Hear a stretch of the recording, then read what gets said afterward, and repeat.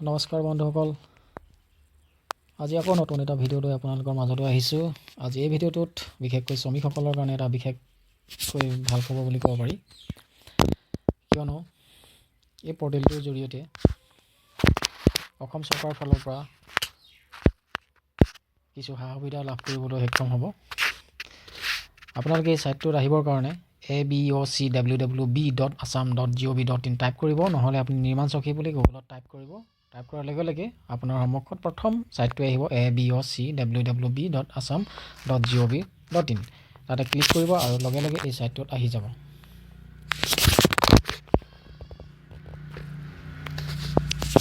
ইয়াতে চাওক, ওপৰতে চাব আপুনি, ইয়াতে ইংলিছ আৰু অসমীয়া আছে। যদি আপোনালোকৰ ইংৰাজীত অলপ অসুবিধা হয় বুজিবলৈ, তেতিয়াহ'লে আপুনি অসমীয়াত যদি ইয়াতে ক্লিক কৰি দিয়ে, তেতিয়াহ'লে আপোনাৰ ছাইটটো অসমীয়ালৈ আছামিছত ৰূপান্তৰিত ট্ৰান্সলেট হৈ যাব। ইয়াতে চাওক, ধুনীয়াকৈ অসমীয়াটো দিয়া আছে।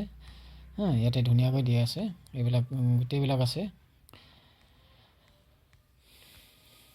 ইয়াতে নিৰ্দেশাৱলী কেনেকৈ আপোনালোকে পঞ্জীয়ন কৰিব পাৰিব, কি আপোনালোকৰ ডকুমেণ্টছ লাগিব পঞ্জীয়ন কৰিবৰ কাৰণে, সকলোবিলাক ইয়াতে দিয়া আছে, আপোনালোকে চাব পাৰিব। মই যদি ইংলিছত ক্লিক কৰি দিওঁ, তেতিয়াহ'লে পৰ্টেলটো ইংৰাজীলৈ অনুবাদ হৈ যাব। ইয়াতে চাওক, ইয়াতে ধুনীয়া আছে। ইয়াতে প্ৰথমে দিয়া আছে আপোনাৰ চাওক, যদি আপোনালোকে এতিয়ালৈকে ৰেজিষ্ট্ৰেশ্যন কৰা নাই, ইয়াতে আপুনি প্ৰথমে নিউ ৰেজিষ্ট্ৰেশ্যন আছে, তাতে আপুনি নিউ ৰেজিষ্ট্ৰেশ্যনত গৈ আপোনালোকে ৰেজিষ্ট্ৰেশ্যন কৰি ল'ব লাগিব। তাৰপিছত আছে চাওক, কনষ্ট্ৰাকশ্যন ৱৰ্কাৰ, কোনে registration, onboarding registration, construction worker, আপোনাৰ মেম্বাৰশ্বিপ ৰিনিউৱেল, এইবিলাক ৰিনিউৱেলো কৰিব পাৰিব।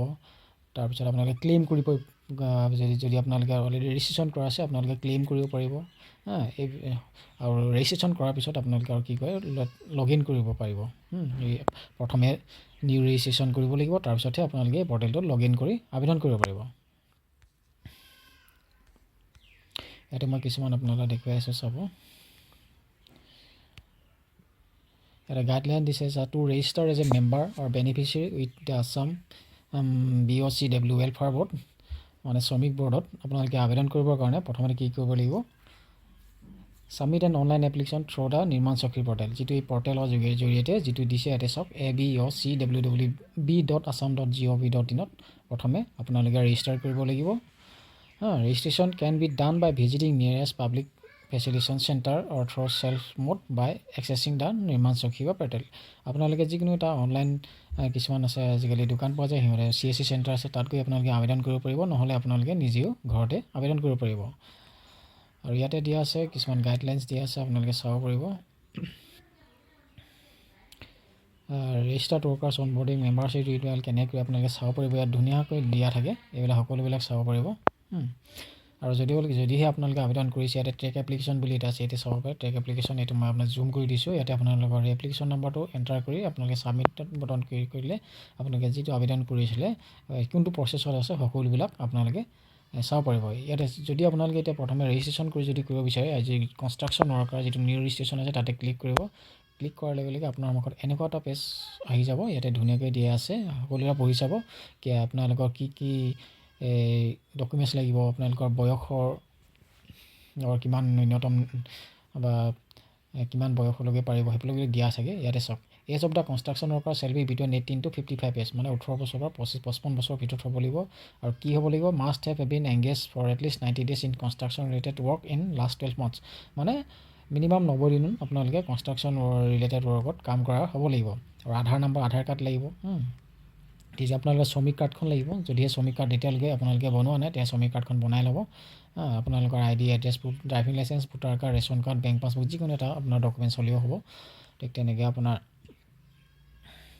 আৰু ইয়াতে দি আছে যিখন আমাৰ চাৰ্টিফিকেট লাগে বুলি কৈছিলোঁ, 90 days কাম কৰা, 90 days work experience certificate as per the format template provided by the board. এই ডাউনলোড অপশ্যনটো যিটো আছে, তাতে আপোনালোকে ক্লিক কৰি সেই চাৰ্টিফিকেটখন আপোনালোকে ফৰ্মখন ডাউনলোড কৰি ল'ব পাৰিব।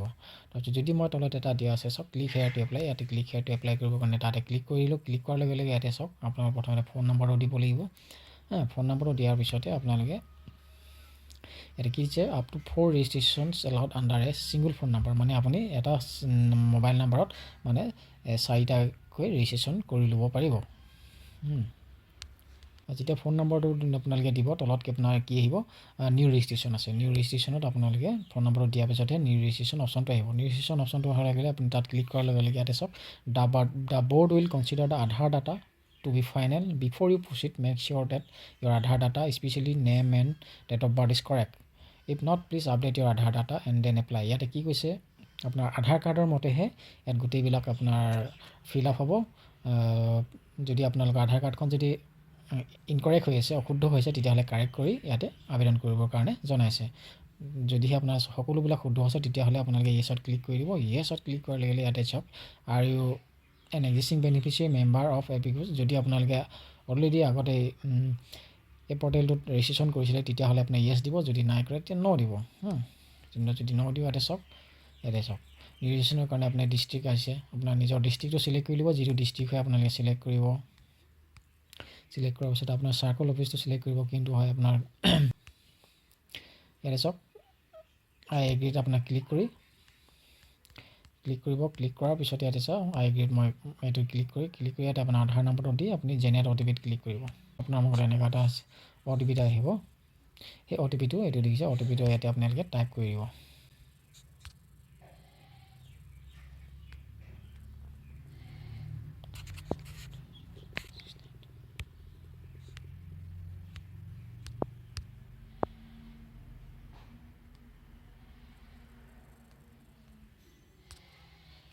অ'টিপিটো টাইপ কৰাৰ পিছত ছাবমিট অ'টিপিত ক্লিক কৰি দিব। ছাবমিট অ'টিপিত আপোনালোকে ক্লিক কৰাৰ পিছত এইটো চাওক আপোনাৰ যিটো আপোনাৰ ৰেজিষ্ট্ৰেশ্যন আই ডি আছিলে, সেই ৰেজিষ্ট্ৰেশ্যন আই ডিটো আপোনাৰ আহিছে। এইটো পিছত আপোনালোকে ট্ৰেক কৰি ল'ব পাৰিব। এইটো আপুনি লিখি থ'ব ক'ৰবাত, নহ'লে আপোনালোকে স্ক্ৰীনশ্বট মাৰি থ'ব পাৰিব। ৰেজিষ্ট্ৰেশ্যন হোৱাৰ পিছত আপোনালোকে আকৌ লগ ইন কৰিব, আপোনাৰ mobile number the log in কৰিব পাৰিব।